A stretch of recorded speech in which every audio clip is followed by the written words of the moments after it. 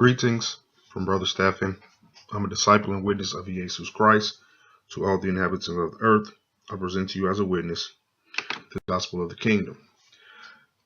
In this lesson today, titled, Where Does the Name Jesus Come From in the Bible? We're going to be going over a few scriptures proving and showing people how did we end up with the name Jesus for the name of Christ today. Now, just in case this is your first time tuning in to one of my videos, I have a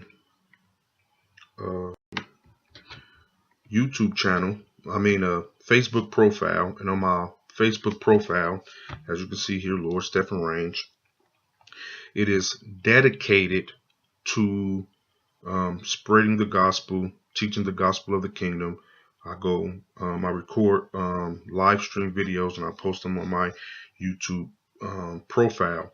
And even before I started posting on my YouTube profile, I have a YouTube channel titled The Gospel of the Kingdom. You can subscribe, and pretty much on this YouTube channel, I'm teaching the gospel of the kingdom in Matthew, Mark, Luke, and John. So with that being said, close this really quick.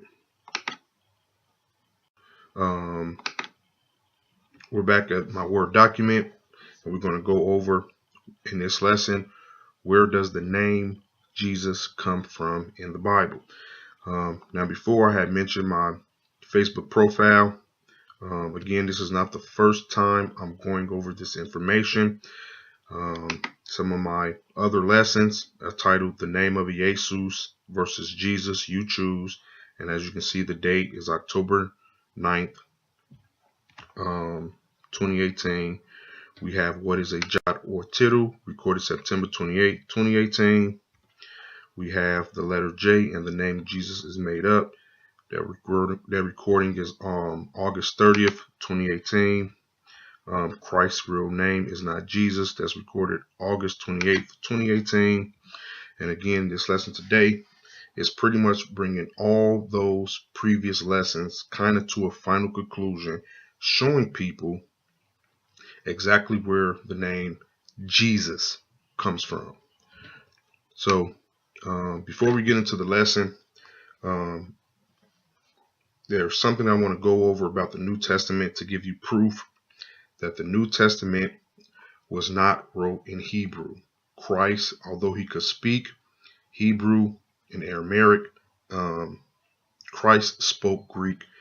The New Testament was recorded in Greek, and this is why it is translated from Greek. The Israelites spoke Greek. And we're going to go over a few scriptures really quick just to give some proof to back that up, because it's important you understand that before we actually get into the main topic of the lesson.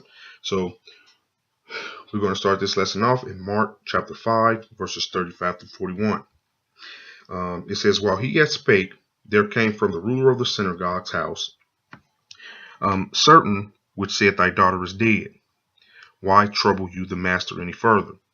As soon as Jesus heard the word that was spoken, he said unto the ruler of the synagogue, Be not afraid, only believe.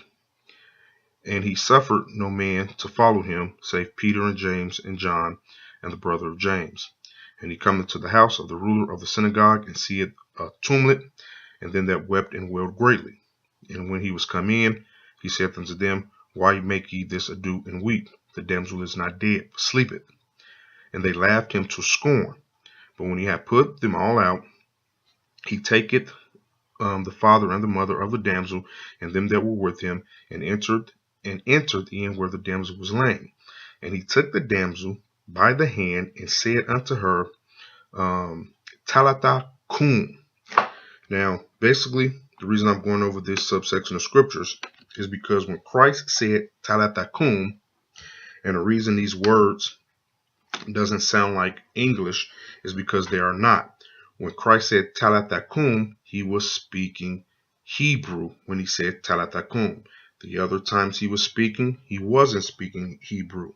So when he said Talitha cum, this is when Christ was speaking Hebrew. These words Talitha cum actually come from the two Hebrew words. I have the Hebrew words here. This is tala and kum. So basically, again, when I'm scrolling down here, you read Hebrew from right to left. The first word is tala, and I have it here, as you can see, tala. And this is where Talitha comes from, translated from. And kum comes from this Hebrew word kum. Talitha kum kind of means arise, little lamb. But as you continue reading, it says, which is being interpreted, damsel, I say unto you, arise. But again, I just wanted to point that out to show you that here Christ is speaking in Hebrew. Other times he's not speaking in Hebrew. And then I want to go over another verse and this is just a different time Christ decided to speak in Hebrew. When you go to Matthew chapter 27, verse 46, it says, and about the 9th hour, Jesus cried with a loud voice, saying, Eli, Eli, lama sabachthani. Now, that's also Hebrew. Christ was speaking Hebrew when he said that. And again, I just have the same thing. I have the Hebrew words underneath it that he was speaking and the pronunciation of kind of those Hebrew words. When Christ was saying Eli, he was pretty much saying Eli or Elo. And basically that is short for Elohim. Elohim is God the Father. If you want more information about who God the Father is, if you go on my Facebook profile, I have a live video teaching who is God the Father. And again, this is the Hebrew word for lama. This is lama, mem, hey. When you pronounce that, it's lama. And then the word for sabachthani comes from this Hebrew word here. And then again, we just continue reading the verse, Matthew chapter 27, verse 46. That is to say, my God, or Elohim, Elohim. Lama means why, and sabachthani means like to leave or left. Or here in the King James Version translation, they use the word forsaken me. Now, when you get to verse 47, it says, some of them that stood there, when they heard that he said this, when they heard what he said, they said, this man called it Elijah. In other words, this is just kind of proof that even at the time Christ was resurrected and speaking Hebrew, those Israelites that was there, or the people that was in Israel at the time, or Jerusalem, did not know he was speaking Hebrew. So the next question is, but of course, if Christ was not speaking Hebrew, what language was Christ speaking? And we're going to go over a few verses to prove what language he was speaking. We're going to start this off in Revelation chapter 22, verse 13. It says, I'm the Alpha and Omega, the beginning and the end, the first and the last. Now, this Alpha and Omega is Greek. It is the first letter. Let me scroll down here. In the Greek alphabet, that's what you have here, the alpha, and it is the last letter in the Greek alphabet, omega. So it's, give me a second here. So it's pretty obvious that Christ was speaking Greek when he said alpha and omega, because these are letters from the Greek alphabet. Now, one of the things I want to point out really quick when I'm talking about the Greek alphabet, if you just notice the first couple letters in the Greek alphabet, alpha, beta, gamma, delta, and now when you read the Hebrew alphabet, you have aleph, bet, gamil, daleth. They sound really familiar. Now, the reason they sound so familiar or so alike is because the Greek alphabet derives from Hebrew. And this is why the New Testament is actually wrote in Greek, because the Greek is literally just a version of Hebrew. The Hebrews gave the Greeks their first writing system and their first alphabet. If you look at Phoenician Hebrew or Phoenician Aramaic, you will notice it is Middle Hebrew, but it is the ancient Greek. In other words, the first Greek alphabet. And of course, that is because the Hebrews, again, taught the Greeks their first alphabet. At one point, the Greek alphabet and the Hebrew alphabet was exactly the same. That's called Phoenician Hebrew or Phoenician Greek. It is the exact same alphabet and it derives from Hebrew. And this is why the New Testament is actually wrote in Greek, because Greek derives from Hebrew. So now, just to give you more proof and begin to dig in scripture, we're going to go to Matthew chapter 5, verse 18. And we're going to go over this verse over and over again, because one of the main point of this lesson is really digging deep into Matthew chapter 5, verse 18, so people understand this verse in its entirety. So begin, Matthew chapter 5, verse 18 says, "For verily I say unto you, till heaven and earth pass, one jot or one tittle shall in no wise pass from the law, to all be fulfilled." Now the word we're going to focus on here is jot, and we're going to focus on this word throughout this lesson. Now the next thing we're going to do is pretty much what you're looking at on this Word document is coming from Blue Letter Bible. I just did screenshots and pasted them into my Word document so I don't have to flip between screens, just to save some time. So basically now what you have is Matthew chapter 5, verse 18, but we opened up concordance so we can see all the Greek reference numbers that the King James Version Bible pretty much translated or transliterated each word from. So again, we just focusing on this word jot, and as you can see, it comes from the Greek reference number 2503. Now I have the word pass highlighted in the red box with the Greek reference number 3928, but we're going to get to that later. Just remember, this word pass comes from the Greek reference number 3928. So now, next, if you're on Blue Letter Bible, and I'm going to go over this again later, if you was to click on this G2503 tab, this will pop up on the next screen. And as you can see, just so y'all can know, it's the same word, G2503. Now, when you open up a concordance, it's saying, the reason it says iota here, because this is the correct transliteration for that word. It comes from the Greek word iota, but when you translate this word iota into English, it should be iota and not jot. And again, we're going to go over this a couple times in this lesson. Now, the next thing I have here is I looked up the word iota in English, and it confirms it. That is the ninth letter in the Greek alphabet. This is a capital iota. This is a lowercase iota. And it says when you transliterate it, it turns into the English letter I. Now, I have that here blown up from the Greek alphabet. This is a capital iota. This is a lowercase iota. This is iota in Greek. This is iota in English. Notice it has the same sound. And the iota in Greek, when you transliterate that letter into English, it's an I, not a J.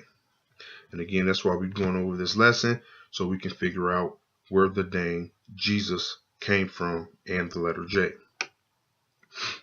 So again, we have here, just to confirm that Christ is speaking Greek, because we have Christ mentioning here 3 letters in Greek, the Alpha, the Omega, and the iota.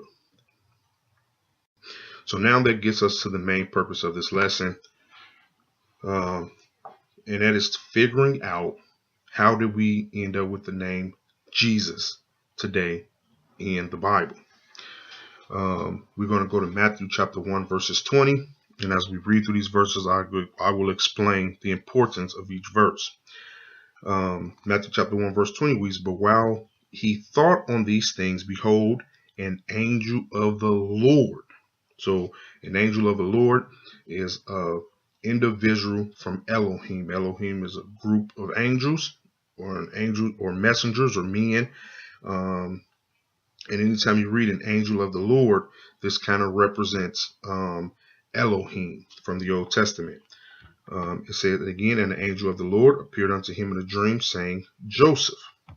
Now, because we just happen to be talking about the letter J and the letter I in English and iota in Greek, basically what I have here is why we're looking at the name Joseph really quick. And again, everything I'm showing you can check on Blue Letter Bible. It says Joseph come from the Greek reference number 2501. So I have this. I'm going to open it up really quick. As you can see, this is G2501, and it says the correct transliteration is Iesous. There's the pronunciation, Iesous, and as you can see, it starts with that iota, and this little comma here is called a tittle.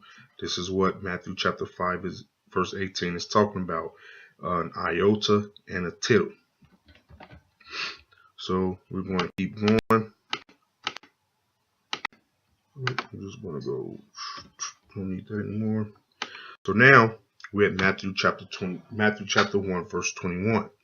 And again, it says, and he shall bring forth a son, and you shall call his name Iesous, for he shall save his people from their sins.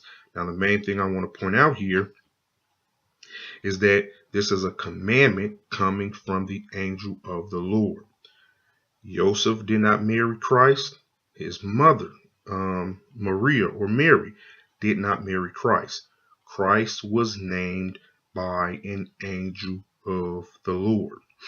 Now we're going to do the same thing with the name Jesus. Again, if you was to be on Blue Letter Bible, there's a tab at the top of the screen where you can open up the Greek reference numbers. Once you click it, a green check will pop up, and these Greek reference number will pop up with the verse. So you can see where each word or phrase was translated from in Greek.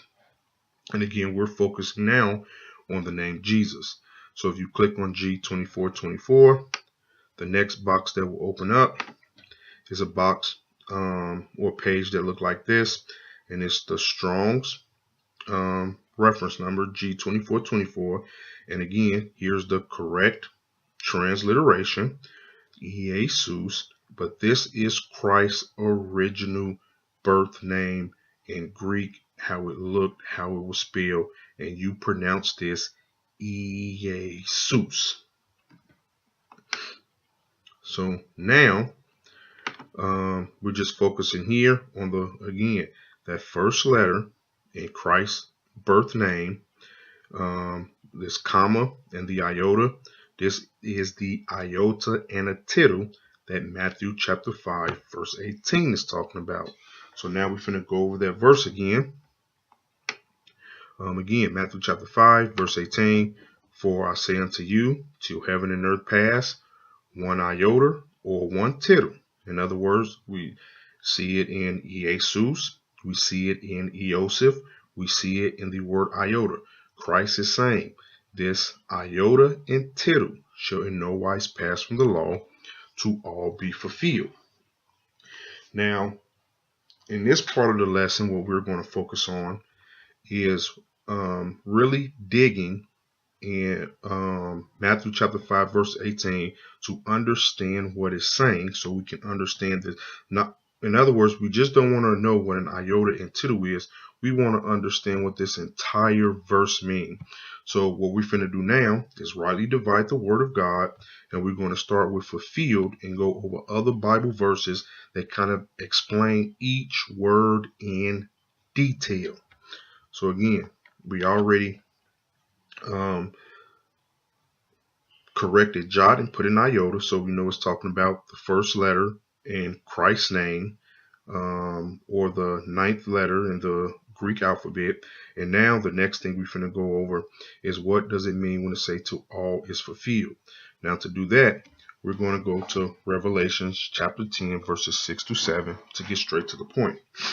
It says, and swear by him that liveth forever and ever, who created heaven and the things that therein are, and the earth and the things that therein are, and the sea and the things which are therein, and there shall be time no longer. In other words, when there is no more time, all is fulfilled. Now, verse 7 says, but in the days of the voice of the seventh angel. So when the seventh angel sound, the seventh trumpet, there will be time no longer. And when you continue reading, it says, when he shall begin to sound, the mysteries of God shall be finished. In other words, fulfilled, as he hath declared to his servants and the prophets. Now, if you need more information about the seventh trumps, I have a lesson on my Facebook profile, and it's titled, What are the seven trumpets in Revelation? And pretty much the seven trumpets destroys what God pretty much created in the first 7 days. So when you go back to Matthew chapter 5, verse 18, it says, For verily I say unto you, till heaven and earth pass, it does not pass until the sound of the seventh trump. That's when it's completely, everything is completely destroyed.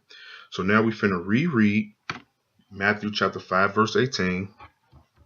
For verily I say unto you, till heaven and earth pass, one iota or one tittle shall in no wise pass from the law, till all be fulfilled, or when? Till the seventh angel sound. That's what it means. That's what fulfilled means in Matthew chapter 5:18. Now the next thing we're going to focus on here is this word law. When most people see this, they think this word law is referring to Old Testament Hebrew Torah law, and it is not. So these next few verses we're going to go over is to explain what Christ means in Matthew chapter 5, verse 18, when he's talking about the law. Now we're going to go one verse back first to verse 17, then we're going to jump forward to 21 and verse 22, because it gives us an example of exactly what the scriptures is talking about. So verse 17 says, this is Christ speaking. He said, think not that I come to destroy the law or the prophets.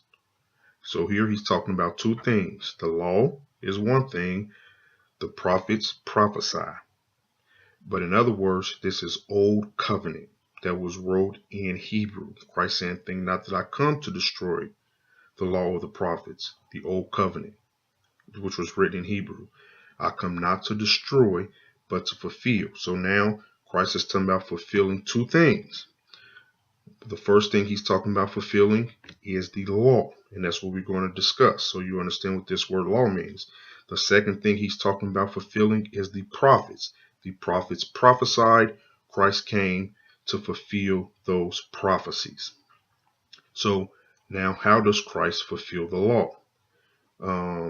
He fulfilled the law by adding to it. Now we're going to go over verses 21 through 22 so you can see how Christ fulfills the law.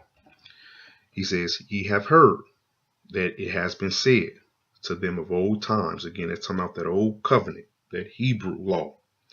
Thou shalt not kill, and whosoever shall kill shall be in danger of judgment.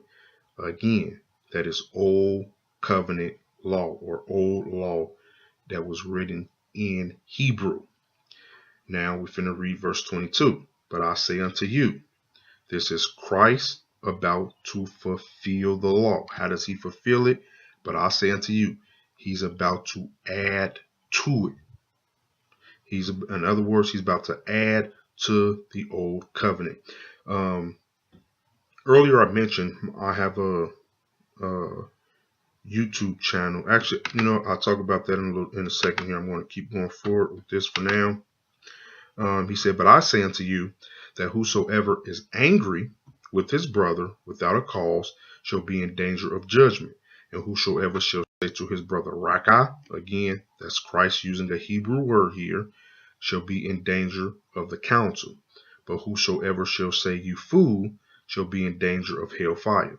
So verse 22 is not old covenant Hebrew law. Verse 22 represents new covenant law, New Testament that was written and spoken in Greek. So how does Christ add to the Hebrew law? He adds to it. When you read it, thou shalt not kill. That is a law that governs your behavior. When you get to verse 22, this is a law that governs the way you think and the way you feel.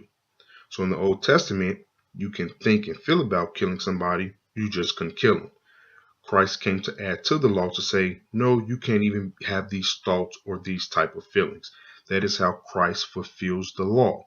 So when you're reading this law in Matthew chapter 5, verse 18, it is not talking about old covenant Hebrew law. It is talking about new covenant law from the New Testament that Christ is fulfilling, that he's adding to it to make it a complete law. So now I'm going to jump to just another group of scriptures to confirm this.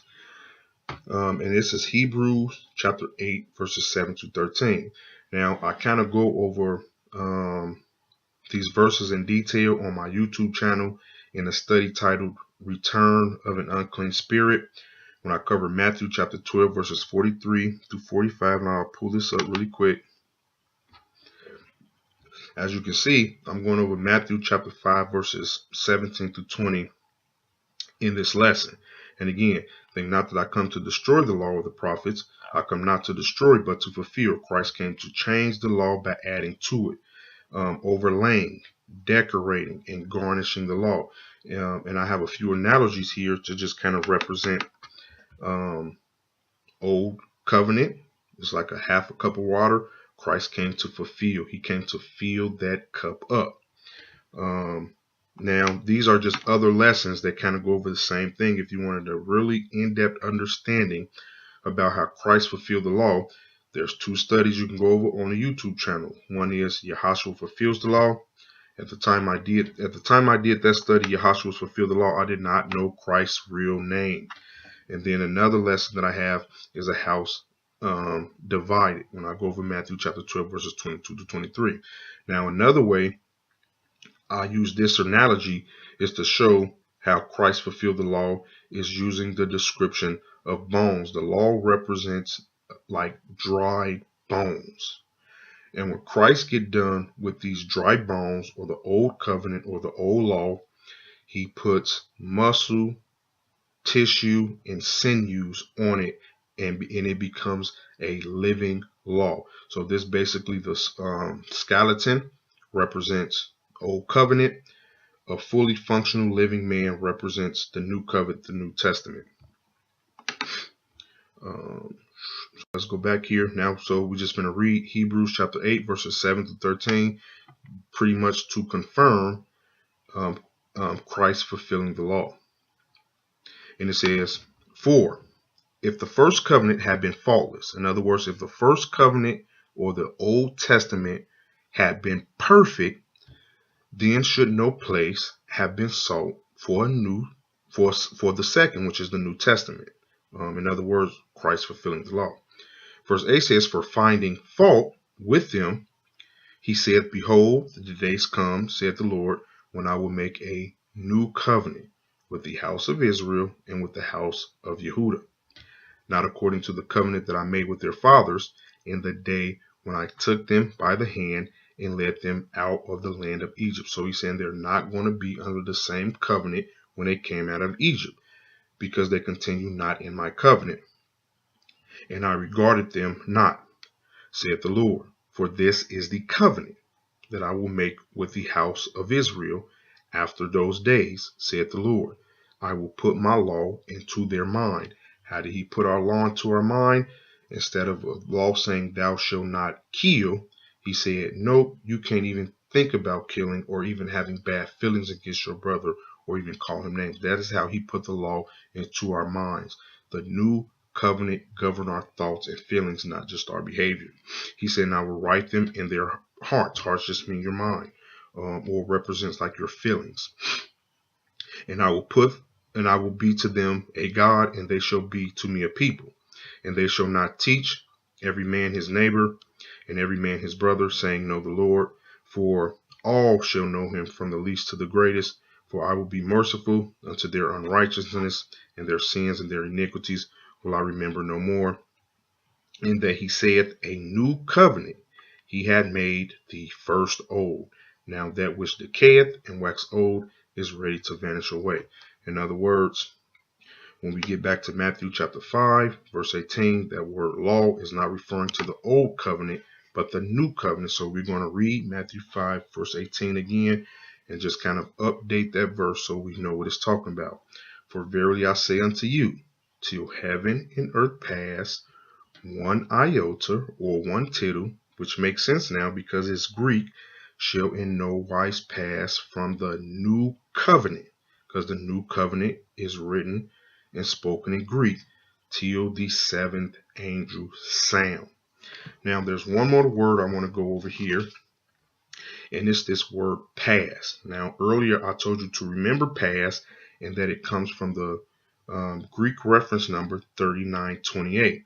And the reason I wanted you to remember that is so you can see that the same word that they use for pass, they use that same Greek word is they use to translate the word transgress. So we're finna read Luke chapter 15 verse 29. It says, for he answering said to his father, lo, these many years do I serve thee, neither transgressed I at any time thy commandments. So in other words, this word pass and this word transgressed is translated from the same Greek word.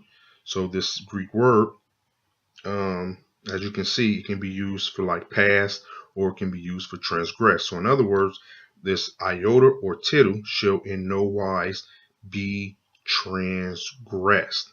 Now, this is just me. I'm talking. Have fun translating the Bible. One of a more modern term for past, and I have it here, would be infringed. We don't use words like past today or like transgressed in our everyday language. So a more appropriate translation for modern day readers would be like infringed. But infringed just means transgressed. And as you can see here, and I'll scroll down here, try to blow this up really quick. Some of the synonyms, as you can see, for infringed, as you can see, one of them is transgressed anyway, but it's disregarded, ignored, neglected. So when we apply that to, if we take this infringe, again, this is just kind of updating the verse. We're translating, we're taking it back to the Greek and translating it to a modern English so people today can understand what it's saying. So again, we're just going to read Matthew chapter 5 verse 18. And that way we're all on the same page. We understand exactly what Matthew chapter 5 verse 18 is talking about. For verily I say unto you, till heaven and earth pass, one iota or one tittle shall in no wise be infringed from the new covenant till the seventh angel sound. So again, this iota and this tittle shall in no wise be ignored. It shall no wise be neglected. It shall no wise be disregarded until all be fulfilled. So I'm just going to do this. Take this back down. That's all I'm doing. So now that we understand what Matthew chapter 5 verse 18 is talking about, we're going to go back over this iota and this tittle. Now there's many words in the Greek names that starts with the iota and a tittle, but for the sake of this lesson, just to keep it short, we're going to go over terms that were used already. So we're going to go back over this Christ's name, which is Iesous, and the word iota. Again, if the first letter in Christ's birth name, which is Iesous, is a capital iota and a tittle. Now, when you look at the word iota itself, the first letter is a lowercase iota and tittle. So that's basically what I have here. An iota and a tittle capitalized, and iota and a tittle in its lowercase form. So basically, what I'm going to go over while we're looking at these images, so you can understand, again, Matthew chapter 5 verse 18 and what it's talking about. As you can see, this word here says transliteration. And this is what Matthew chapter 5 verse 18 is talking about.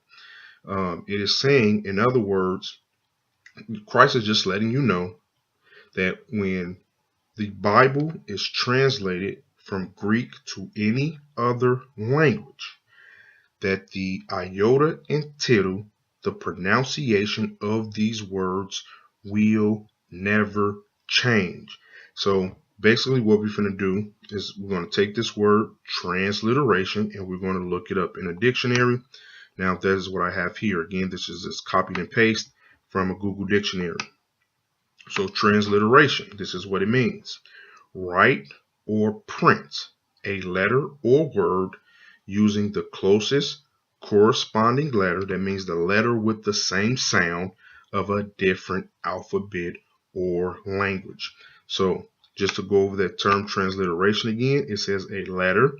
So again, if you take the iota and you transliterate that into English, remember the definition of iota, it translates to an I. Now, when you take the name of Iesous and you do a transliteration into English, it's Iesous. In other words, the pronunciation of the name or word stays the same. The pronunciation does not change. You have to pick alphabet in that language that gives it the exact same pronunciation. And that is what Matthew chapter 5 verse 18 is talking about. Now, another thing I want to point out here is that when you look up, again, the origin of transliteration, this is the origin of transliteration.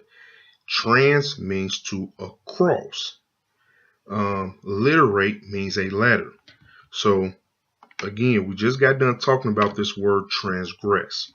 So, again, let's see here. I'll scroll back up here. So, again, Christ is saying, till heaven and earth pass, one iota or one tittle shall not be transgressed. So what is you supposed to do with these words? You're not supposed to transgress them, but you're supposed to transliterate them. And again, we already went over what it means to transgress or to infringe. It's to change the pronunciation. But when you do a transliteration, you're keeping the pronunciation the same.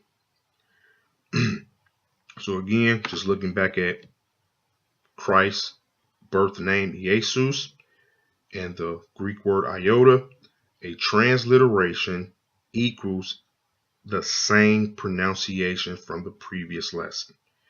So again, and I don't mean to keep going over this over and over, it's just very important that you get this.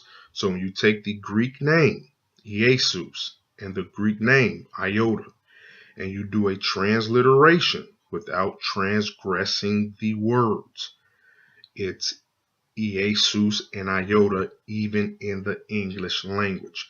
The letters are different because the languages are different, but the pronunciation stays exactly the same. And that is what a transliteration is.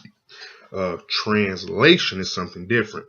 A translation is when you take one word from a language and you translate it to a word in a new language that means the exact same thing. For instance, when we took the word pass and we translated it into transgress or infringe, because it means the same thing, you can translate it to any of those words. So that's the difference between a transliteration and a translation. A transliteration has the same sound. A translation has the same meaning. Okay, now the next couple of images I'm going to go over, they come from this website. So if you want to confirm what I'm showing you, you're going to have to go to this website to confirm it. And that is the Texas Text Recipients Bibles. And it's basically just to confirm that Christ's name has been in the past translated as Iesous, and the Greek word iota as iota, and not Jesus and John. So the first Bible we're going to look at, and To the best of my knowledge, the William Tyndale Bible of 1534, this is the first English Bible ever translated from Greek to English. And we're just going to go look at how did they translate Christ's name and how did they translate iota. So again, this is William Tyndale, 1534. And I'll blow this up as we go through this part. When you get to Matthew chapter 1, verses 1, as you can see, Christ's name is Iesous. And when you get to Matthew chapter 5, verse 18, iota still has the same pronunciation. Now, I know if you're looking at this, it's missing the O from Iesous, but that's not a big deal. What's more important, again, is this pronounced the same. This is Iesous. The pronunciation is the same. And it is the same thing with this IOTT. It is still pronounced iota. So now we're going to go to one of the next Bibles that was translated from Greek to English. This is the Matthew Bible. And again, you can look all these Bibles up on this website here. So the next Bible we're looking at is the Matthew Bible 1537. As you can see, going over the same verses. Christ's name is Iesous. And it is, the word here is iota and not jot. So no Jesus, no jot. Iesous and iota. This is the Great Bible of 1539. Same thing. Iesous, iota. No Jesus, no jot. And again, we're going over this so we can figure out where did the name Jesus and jot come from. Because this is English. Some people try to say, oh, that's the Greek translation. That is not Greek. This is English. Iesous. Those are English letters, not Greek letters. So next we have the Bishop's Bible, 1568. And again, same thing. As you can see, Iesous and iota.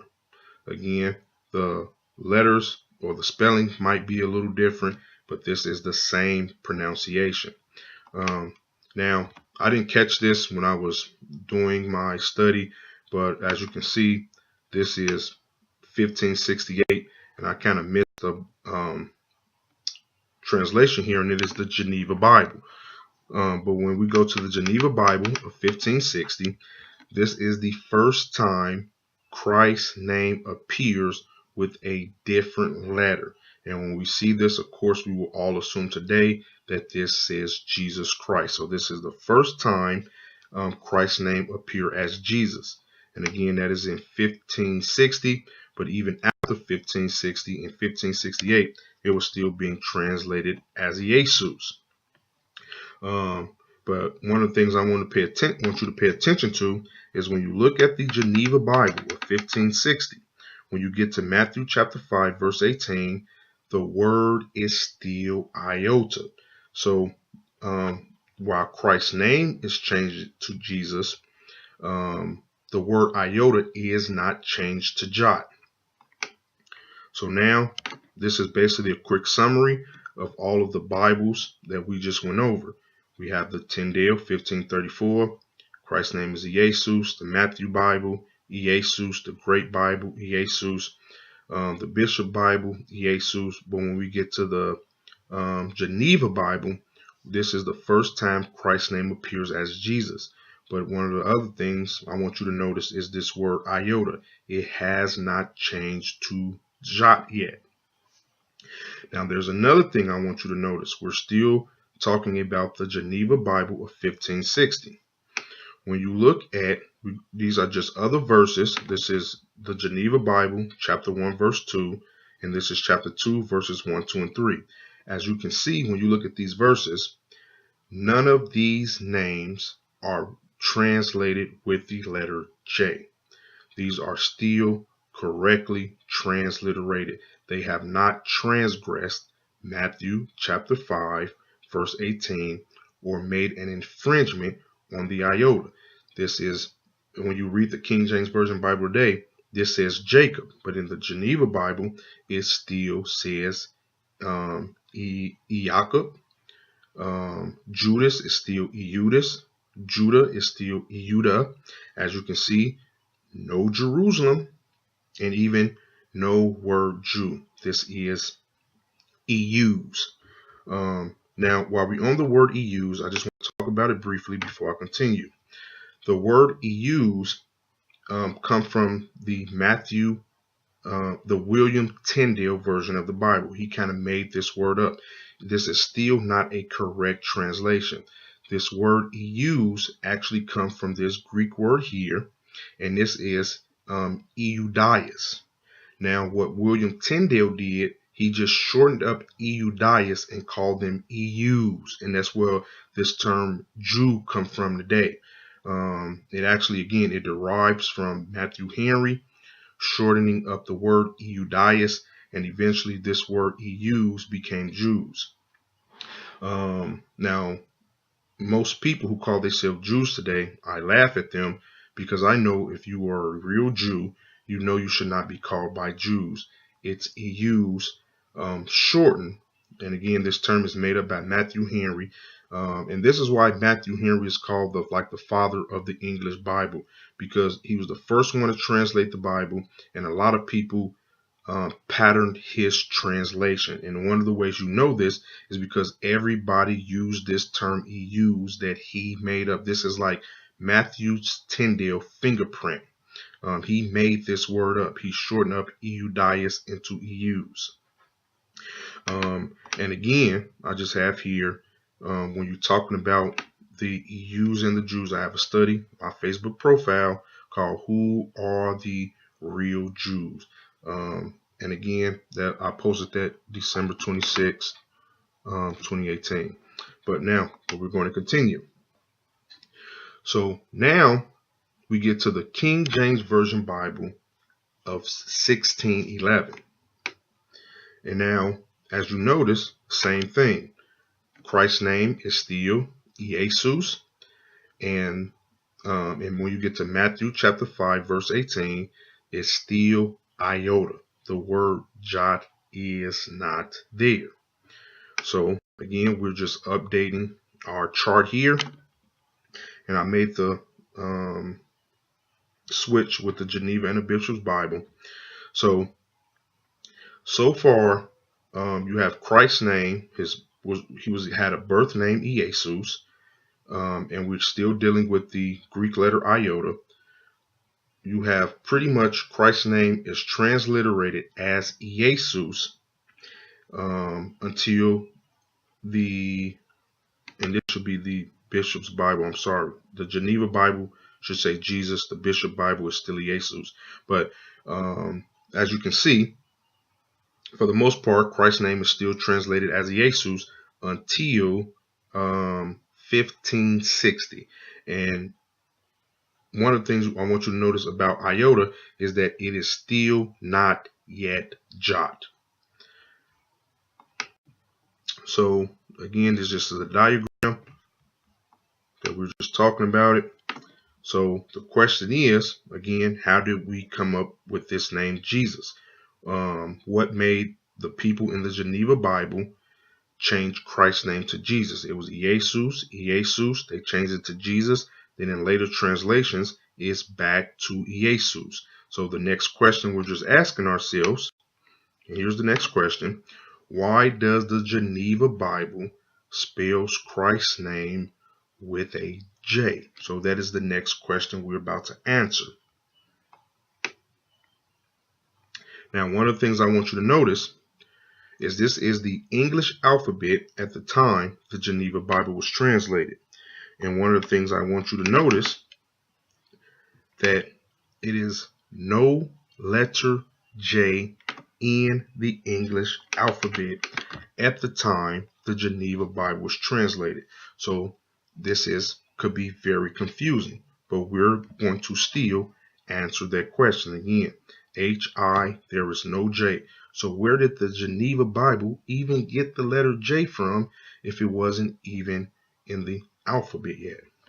Now to do that, to answer that question, we're going to jump to the Britannica Encyclopedia. And again, I just got this offline. This is a screenshot, copied and pasted into my Word document, and it's talking about the letter J. Now, I've read several encyclopedias on the word J. A lot of them pretty much say the same things. Some leave a little information out. Some add a little, but for the most part, they kind of say the same thing. In this lesson, we're only going to be going over 2 encyclopedias that's talking about the letter J, and you'll understand why here in a second. So let's begin you to read. Again, we're trying to answer the question: why does the Geneva Bible spell Christ's name with a J when there's no J even in the English alphabet at the time? So J, the 10th letter of the alphabet, it was not differentiated from the letter I until comparatively modern times. So this is the first thing this is saying in an encyclopedia.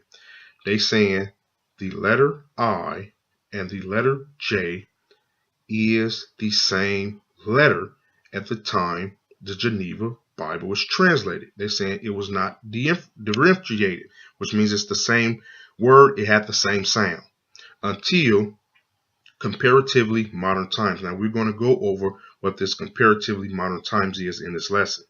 It said it was the customs in medieval manuscripts to lengthen the letter I when it was in a prominent position, notably when it was an initial, as initial I usually had consonantal forces, the lengthened form. So this is pretty much what they're saying in the encyclopedia. They're saying this letter J was the letter I, and they extended it with a hook to give attention to prominent positions, prominent names, prominent words. So, in other words, when you go back to the Geneva Bible and you were reading chapter 1, verse 1, this name where it says the book of the generations, this does not pronounce Jesus. This is still pronounced Iesous Christ, the son of David, the son of Abraham. They only added a little hook or lengthened the letter to give prominence or importance to the name Iesous. So this is actually still pronounced Iesous. Iesous equals Iesous. This is the I. This is just the what they describe as the lengthened letter or the long I. It is still an I when the Geneva Bible is translated. So now we have a new question that we have to answer. When is the comparatively modern time? And when did the short I become distinguishable from the long I? Or when did the pronunciation of Iesous change to Jesus? Because in all of these other translations so far, we're going to scroll back up. These are all pronounced Iesous. This letter here is still an I. It is, at the time the Geneva Bible translated it, it is just called a long I to give prominence or importance to the name Iesous. And again, that is why when you go back over the Geneva Bible, the only letter that has the long I is Christ's name. No other names has the long I because they gave prominence or importance. Let me go back here to Christ's name. This is again the Geneva Bible. That's just a long I. You don't see no I anywhere else in the Geneva Bible except on Christ's name. Now that makes perfect sense. So again, Christ's name up until 1611 was always Iesous. But now we answered one question. We get into how did we end up with the name Jesus. So we know now where the long I came from. The next question we have to answer, again, I'm going to scroll down here, is when did this comparatively modern times begin? When did the short I become distinguishable from the long I? Or when did the pronunciation of Iesous change to Jesus?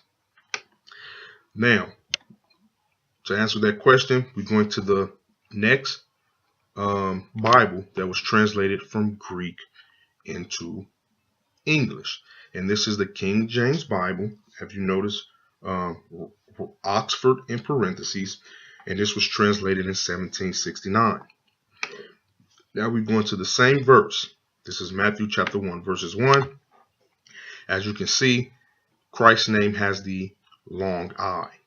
But not only does Christ's name has the long I, once we get to the King James Version, Oxford 1769 translation, but every last name that begins with an I is now have this long I, this prominence, this important, that in the Geneva Bible, only the name of Christ had it, only Iesous. Now we see this long I throughout the entire Bible. And I'm just scrolling down so you can see long I's. Now, even when we get to Matthew chapter 5, verse 18, in this Oxford 1769 translation, this is the first time the word iota has this long I. This is a lowercase I, but it's still a long I. In other words, giving prominence to the word iota. But now again, when you look up this word, and again, I look up this word in the English dictionary. This is the definition. Now, this is the pronunciation. That is no longer pronounced iota. This is how you pronounce iota. Now, if this word was still pronounced iota with this long I, it will look like this, iota, in the dictionary, but it's not. This is when the J now has the sound of the word iota is now changed to jot for the first time. So this is no longer a long I. This is now the letter J.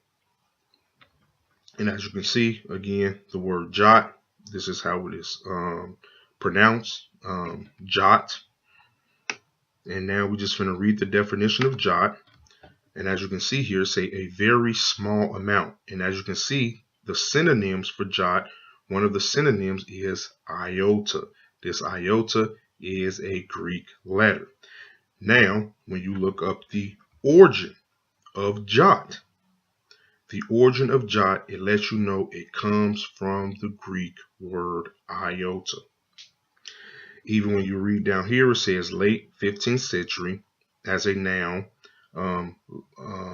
Latin from Greek iota, the smallest letter of the Greek alphabet, C iota.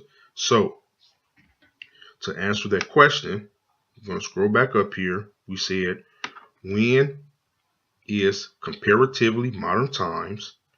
That's 1769. And when did the short I become distinguishable from the long I? This did not take place until the King James Bible, Oxford version in 1769. So now we're just going back over that, going back to the King James Bible, Oxford version, 1769. This is Matthew chapter 2. This is still the King James Version Bible, 1769. And as you can see, you have Christ's name changed to Jesus. Now you have Iuda changed to Judah. You have Jerusalem or Jerusalem changed to Jerusalem, and Iesous changed to Jews. And again, I just use those verses because when you go back to the Geneva Bible, all of these words were still held its integrity. In other words, they was not transgressed, but they was transliterated into the correct pronunciation. It was not until the King James Version, Oxford version of 1769 that the iota was infringed upon or transgressed instead of being transliterated.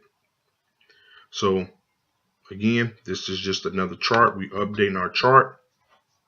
So from the time Christ was born, his name was Iesous.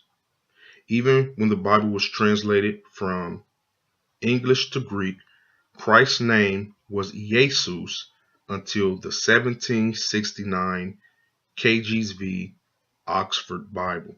And it is also the first time the word jot appears in the Bible.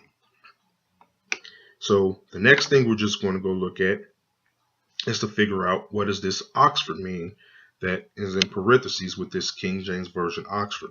And this come off the same website as those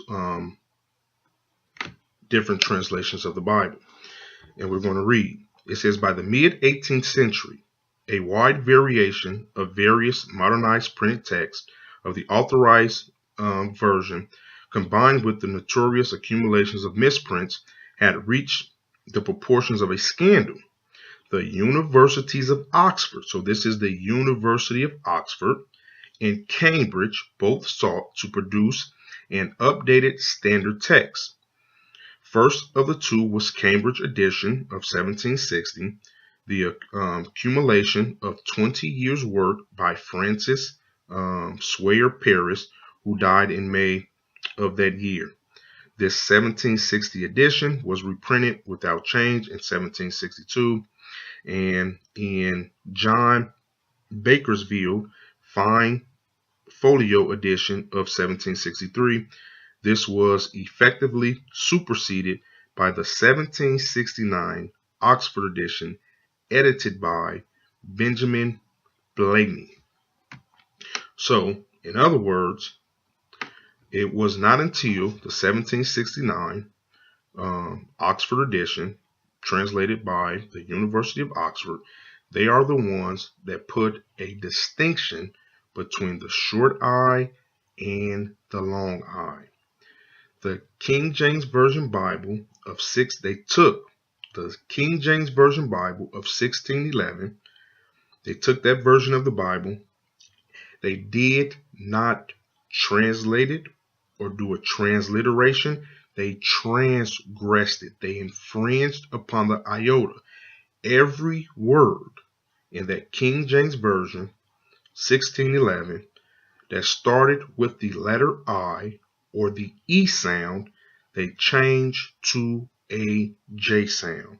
And again, instead of doing a transliteration or transliteration, they literally transgress the scriptures. And again, this takes us back to Matthew chapter 5, verse 18. For verily I say unto you, till heaven and earth pass, one iota or one tittle shall in no wise be infringed or transgressed from the new covenant till the seventh angel sounded. The King James Version Oxford edition of 1769 blatantly violated Matthew chapter 5, verse 18. They changed the iota to jot, so you did not know it was talking about Christ's first name, and they changed Christ's name from Iesous to Jesus. Now, one of the last things I'm going to go over, this is in the encyclopedia on Wikipedia. I go over this in several of my previous Bible studies, but I did not understand it completely until now. Now, again, this is just copied and paste right off the web page. Everything that's underlined is coming out of the encyclopedia. And I'm going to show you even how the encyclopedia has been deceptive. A lot of places they left blank. I'm going to fill in so you can understand it. Again, reading from the encyclopedia. It says, in English, the J most commonly represents the affricate DG. In other words, when you look at Old English and take the letters D, the letter G, they're saying when they made the distinguish between the short I and the long I was supposed to replace the J sound and the letters D, G only. So Oxford, by putting the long J on Iesous, was being deceptive, because Iesous' name, if it started with the Dalet and the Gamma in Greek, then you would have replaced it with the long J after they changed the sound. But they changed the sound but then kept the long J on Christ's name and added it to every other word in the Bible that began with an iota.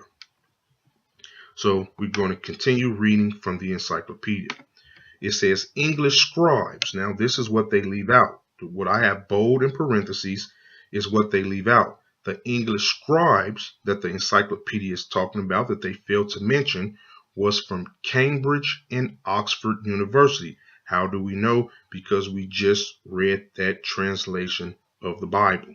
So it says English scribes began to use I, later J.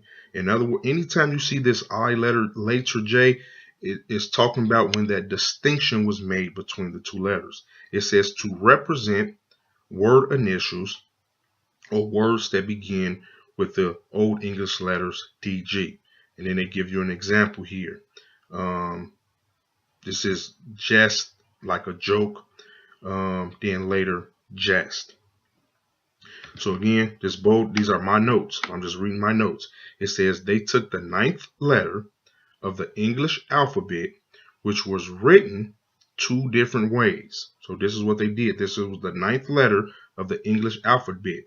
You wrote it in 2 different ways. You had the short I and you had the long I. The long I was to give prominence or distinction to certain words.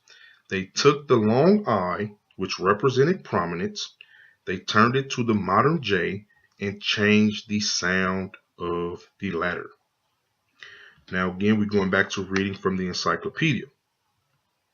It says the first English language book. Now this first English language book I cannot find. If you can watch this video and find it, please post it so we can look at this book. I'm sure that this information that we're reading from Wikipedia is coming from this English language book though. So it says again, it says the first English language book to make a clear distinction between the short I and the long I was published in 1633. So now we have another date, and we're going to take that date and add it to our timeline. So, and that's what this gray represents. So now this makes absolutely sense. Christ's name was Iesous from the time he was born until 1611. Even that Geneva Bible, although it looked like a J, that is not a J. That's a long I to give Iesous prominence over all the other names in the Bible. Christ's name was Iesous. In 1633, they took the long I that was pronounced like an I, and they changed the sound of it to J. Now, once they did this, this is when Oxford in 1769 falsely translated the Bible. And again, it should not even be called the King James Version Bible. That should be called the Oxford Translation of 1769. They're being deceptive and evil because they falsely translated the Bible. But now we're going to continue reading. And again, now this makes sense. The Geneva Bible, Christ's name was always Iesous until Oxford changed it in 1769. They changed Christ's name to Jesus, and they changed iota to jot. This should be Iesous and iota. And this is how we get the name Jesus. Oxford created it. They deceive the world. Now we continue to read from the encyclopedia. It says later, many other uses of the I, the short I, later J. In other words, they changed the I to J. Were added in loan words. Now we're going to go over this loan words in a second. It says from French and other languages. Now, what the encyclopedia failed to mention was what those other languages were. They're trying to keep it a secret. But we know one of those other languages, and even the main language, was Greek, because they falsely translated the Greek Bible. Now, we're going to read this again. Later, many other uses of the J were added in long words. So, in other words, they're saying they took this letter J, this new letter they just created, And instead of doing a translation or a transliteration, they just start adding it to loan words from Greek. Now, what's a loan word? Again, copied and paste right off of Google Dictionary. A loan word is a word adopted from a foreign language with little or no modification. So in other words, what is a loan word? They created a new word for transliteration and just called it a loan word. A loan word and a transliteration is the same thing. So we're just going to go back and read what it means to transliterate, so you can understand that a loan word is a transliterated word from Greek. It says, write or print a letter or word using the closest corresponding letters of a different alphabet or language. In other words, you adopt a foreign language or foreign word with little or no modification. A loan word and transliterate is the same thing, but they didn't put transliterate in the encyclopedia because we was never supposed to figure this out. Now let's continue reading. Now, basically what I did here, I'm taking the phrase out of the encyclopedia and I'm just teaching it correctly so you can understand what it's saying. It says later, many other uses of the J that was distinguished from the I in 1633 were added in words transliterated from the Greek Bible. And this is how we get the name Jesus. They just took the letter and added it to words that was transliterated. So again, so what is that talking about? Going back to this diagram, when you have the name of Iesous in Greek, this is it, Iesous. A transliteration and a loan word is the same thing. The transliteration is Iesous. The loan word is Iesous. Now, this is what they said they did. They just took Iesous and added the letter J to it and came up with a new name for Christ. Now, let's continue. We're going to do the same thing with the iota. This is the Greek word iota. When you do a transliteration, it's iota. This is now a loan word because it's borrowed from another language. They just took this newly created J that they developed and they just added it to iota and made it jot. So again, Iesous now have this, it is not equal to Jesus. Iesous became Jesus and iota became jot. They're made up. And then again, I just have here for your convenience, showing again, this comes off of the Google Dictionary. It shows you the origin of jot, that it comes directly from the Greek word iota and the English word iota. They just simply changed it. Now we have one more small question that we're going to get answered and end this lesson. Jesus is a pseudonym for Iesous. So I'm basically about to teach you a new word here. So you're going to go, what is a pseudonym? Jesus is a pseudonym for Iesous. So again, this is just coming out of an encyclopedia. So we're going to read a little bit about what is a pseudonym. This is a Greek word. This comes from Greek. A pseudonym or alias is a name that a person or group assumes for a particular purpose, which can differ from their first or true name. Methods of choosing pseudonyms include stage names. So in other words, you're an actor on a stage, you change your name. And user's name, like a video game, Facebook, you have a username instead of using your real name. Snapchat. Ring names, pen names, nickname, aliases, superheroes, villains, and so on and so on. Emperors, popes, monarchs. It says pseudonyms should not be confused with new names. In other words, if you actually change your name legally, your new name is not a pseudonym, it's your new name. that replaces your old name and become the individual's full-time name. So in other words, what is Christ's full-time name? Christ's full-time name is Iesous. Pseudonyms are part-time name. So what is Iesous' part-time name that they created? It's Jesus. It says used only in certain contexts to prevent a more clear-cut separation between one's private. Private means their real name. So they basically took Christ's real name, Iesous, and they made it private.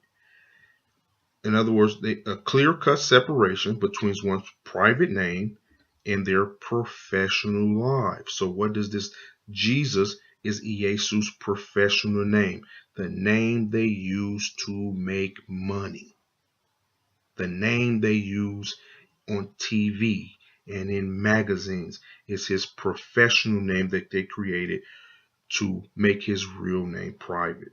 And look, it says to showcase or enhance a particular persona.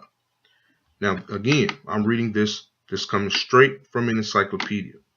Or to hide an individual real name. This is why the name Jesus is a pseudonym for Iesous. It hides Iesous' real name.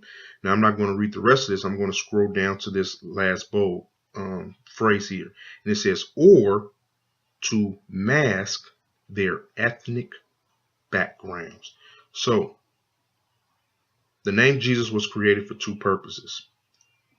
Hide Iesous' real identity and to mask his true ethnic background. This is why the name Jesus is a pseudonym for Iesous. Now I'm just taking the same, this is pseudonym, but I'm again looking up the word in Google Dictionary. It says a fictitious name, and that's exactly what Jesus is a fictitious name. When you look up pseudonym, the origins, again, I already told you that it's Greek. Pseudis means false. Onyma means name. So when you get pseudonym, false name. And again, this word pseudonym was created in the early 19th century. Now, basically what I have here reading, I'm almost about to close. It says and this is my notes. The University of Oxford and Benjamin Blaney, or at least this who they give Benjamin Blaney credit. I'm sure it was more than just Benjamin Blaney. They are responsible for the biggest conspiracy known to mankind, falsely translating the Bible and transgressing Matthew chapter 5, verse 18, and changing the pronunciation of Christ's name. Next note. What is the odds the one letter Christ said would never pass, would never be disregarded, should never be ignored from New Testament has been passed, has been disregarded, has been ignored, and taken completely out of the New Testament? What are the odds of that? So in other words, Christ predicted it almost 2,000 years before it even happened. Now I'm going to close with this scripture. This is 1 Corinthians 1:27. It says, but God had chosen the foolish things of this world to confound the wise. And God hath chosen the weak things of this world to confound the things which are mighty. I can go on, but I'm going to conclude this message with that.